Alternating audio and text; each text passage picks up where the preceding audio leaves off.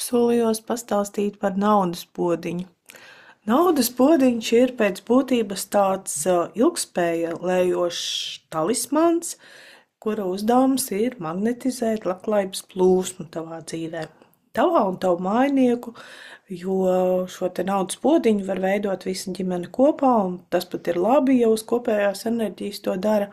Mēs mājās to tā daram katros Ziemassvētkos. Tātad reiz gadā naudas podziņš tiek izjaukts un uztaisīts par jaunu. Es viņu tikko izjaucu pirms pāris dienām.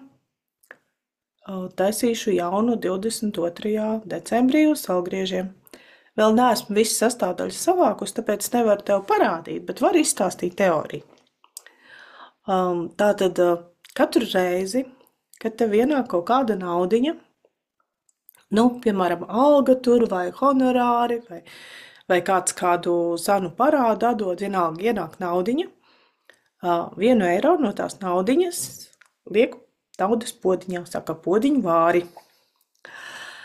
Un tagad uz Ziemassvētkiem, kad viņu izjauc, tad 10. tiesu noziedo labdarībai, un par pārējo mūsu ģimenē Ziemassvētkus svin mīlestību apmaksā kā pateicību par visu to naudas plūsmu, naudas daudzumu, kas ir atnācis šajā gadā.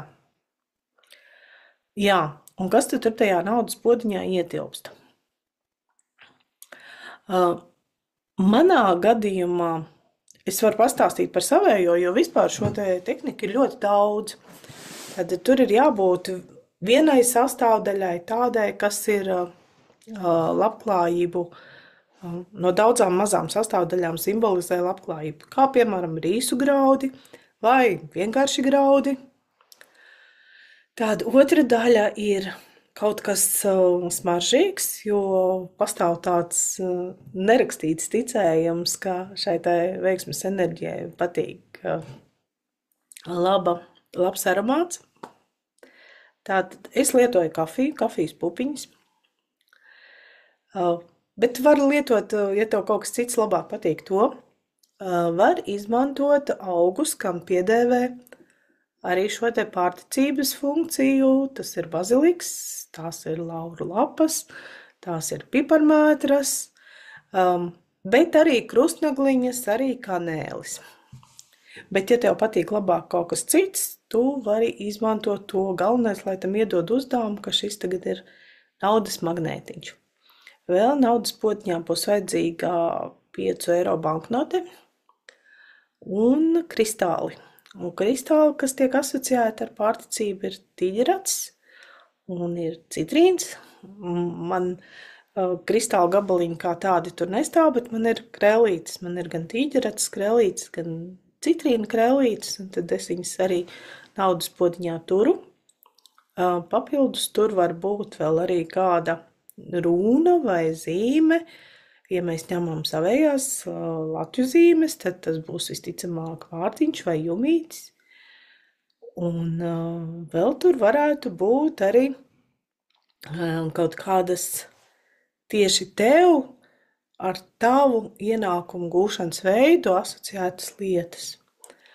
Es tur varētu piemēram kaut kādus planētu simboliņus ielikt, vai taro simboliņus, varbūt kāds citas profesijas pārstāvs tur kaut ko savu var ielikt. Grāmatvedis var skaitīklīšus ielikt, vai kaut ko tādu, kas apmēram iezīmē, no kurienes tā naudiņa nāks. Un vēl 7 dzeltenu rožu ziediņi ir manā podziņā. Dzeltenās rozes arī turpat tajā pašā stāstā par pārticību.